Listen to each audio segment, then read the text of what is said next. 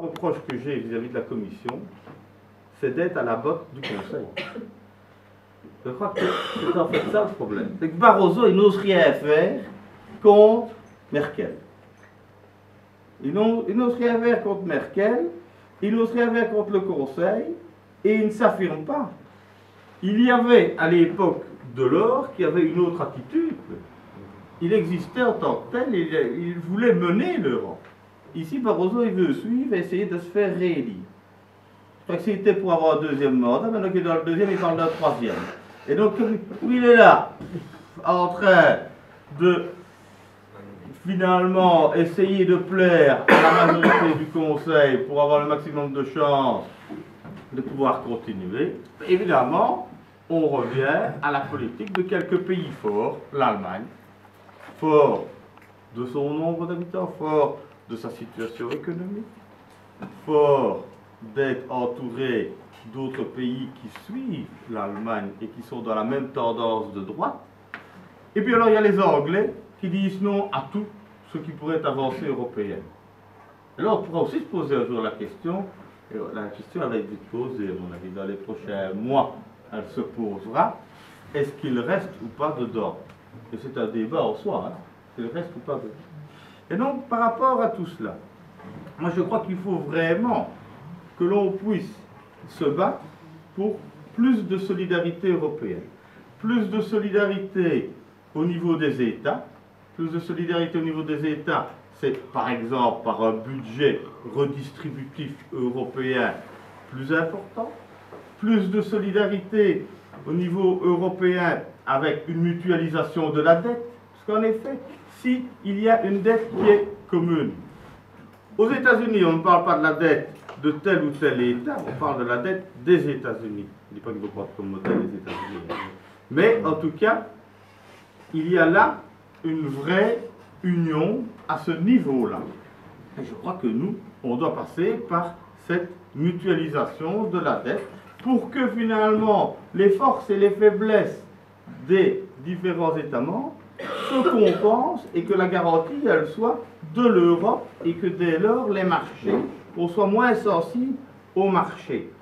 Il y a, au niveau de cette solidarité entre les États, une plus grande capacité, une plus grande rapidité d'aide à ceux qui sont en difficulté. Pour le moment, même si on finit par trouver un accord pour aider, avec toutes les tergiversations avant d'aider, et aider dans quelles conditions et avec quelles exigences alors vis-à-vis de l'État en difficulté, ça continue à perturber le marché, ça continue à aggraver la situation, et tout ça montre aussi qu'il n'y a pas de vrai pouvoir de décision au niveau européen, de décision rapide. Il y a un flou décisionnel au niveau européen qui fait qu'il n'y a plus confiance en l'Europe. Il faut aussi une solidarité entre les travailleurs. Donc c'est un élément important.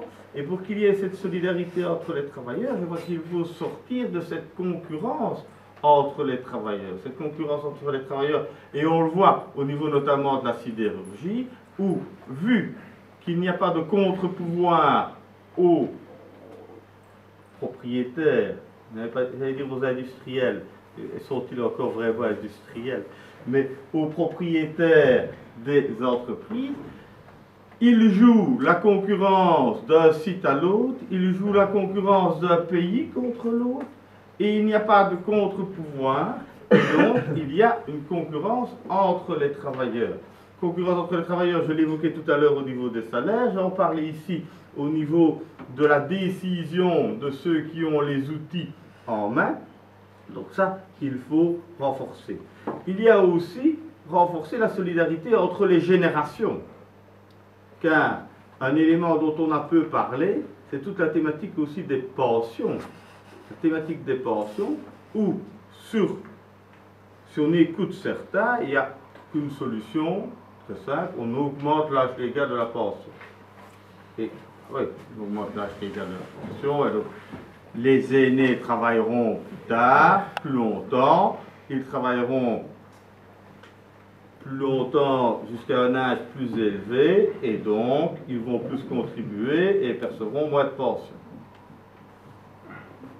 crois qu'il faut quand même dire que le volume d'emploi, il peut être un peu élastique, mais il est quand même un peu fini. Hein. Quand même un ensemble.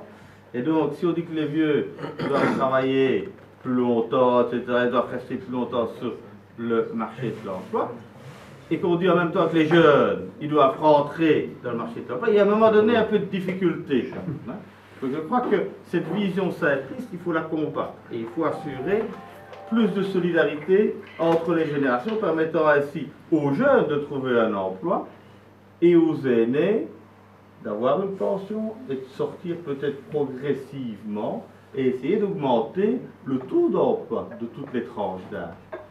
Ça, je crois que c'est un élément important. Et pour arriver à cela, je crois qu'il faut relancer l'industrie au niveau européen. Et pour relancer l'industrie européenne, il faut y consacrer des moyens. Il faut accepter qu'on réglemente les choses. Et aussi qu'il y ait du protectionnisme vis-à-vis de l'extérieur, vis-à-vis du dumping social et environnemental que l'on connaît par rapport à d'autres régions du monde. Mais on fait tout le contraire. En tout cas, on a envie d'aller parfois dans un sens opposé chez certains commissaires, chez certains États membres. Alors, je prends l'exemple de l'accord qui se prépare entre les États-Unis et l'Europe.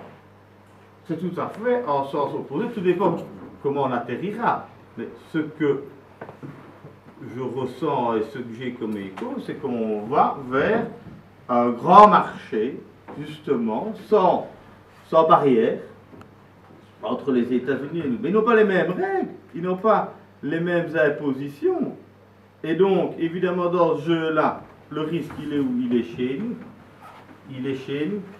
Et donc là, je crois qu'il y a aussi cet élément-là. Il y a alors plus de solidarité entre les citoyens, et notamment les citoyens qui sont en situation de difficulté. Et je suis, je vais dire, atterré de voir comment on peut décider, lors des discussions budgétaires, que l'on va diminuer le fonds d'aide alimentaire, le fonds d'aide aux plus démunis. Il était de 3,5 milliards pour 7 ans. Le budget européen, c'est 130 milliards par an, donc disons 1000 milliards pour 7 ans. Et on dit 3,5 c'est encore trop. On est à 2,5. Le fonds d'ajustement à la mondialisation, c'est un fonds qui aide les travailleurs qui perdent leur emploi. Je trouve que c'est un élément qui peut aussi permettre à l'Europe de montrer un côté positif. Là, de nouveau, on va le diminuer de manière significative. C'était 500 millions par an. On le diminue, donc on passe à 130 ou 150 millions. Que de signaux négatifs. Que de signaux négatifs. Et donc, je ne comprends pas comment on peut avoir ces attitudes-là. Et je terminerai, parce qu'il y a beaucoup de choses encore à dire, mais à travers les questions, ça viendra, en disant, il faut se mobiliser. Il faut que les forces progressistes, je ne dis pas que la vérité n'est qu'au niveau du groupe SFD, le socialiste européen, mais principalement. Mais je crois que les forces progressistes doivent voir améliorer leur rapport de force. Je crois que c'est un élément important. Et ainsi pouvoir mieux utiliser les outils que nous avons au niveau du Parlement. Pour le moment, nous sommes le deuxième groupe avec 180 membres sur 750. Mais la première force, c'est le Parti populaire européen, où on retrouve des conservateurs, des gens de droite et parfois très à droite. Hein. Et donc, il faut inverser, et nous avons une occasion ici en 2014. Et donc, je crois que c'est un élément. Deuxième élément, il y a dans les différents pays, il faudrait que Hollande, en plus il faut affaiblir pour le moment, mais que Hollande et Elio, qui lui est affaibli parce qu'il n'est pas porteur uniquement de ses convictions, mais il est porteur des convictions d'une coalition, et donc il n'est pas porteur que de son message. Mais qu'il ne soit pas, malgré ces deux éléments de faiblesse, je crois qu'ils font un travail pour essayer de faire avancer et changer un peu le cap. Il faut qu'il soit avec d'autres, et que ainsi au Conseil aussi, il y ait une dynamique de gauche plus marquée. Et puis je crois qu'il faut renforcer encore la dynamique syndicale et des travailleurs au niveau européen, car là aussi je pense qu'il y a un travail à faire en termes de cohésion et de dynamique commune, et qu'il y ait un travail entre les représentants des travailleurs, entre les citoyens et les représentants mandataires de gauche, progressistes, pour faire évoluer le modèle. Et donc je crois qu'il faut qu'on garde l'espoir, il faut qu'on ne perde pas de vue que l'Europe est une nécessité et qu'on doit ensemble se battre pour la modifier. Voilà quelques réflexions que je voulais formuler.